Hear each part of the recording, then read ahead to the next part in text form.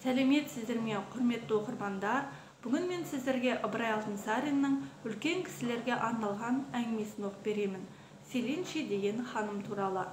Қытай жұртының патшасының ханымы Селенше деген жібек құрттарын абайлап қарап жүрсе, бұл құрттар өлерінде өзінің өрмегіне кіріп өледі екен.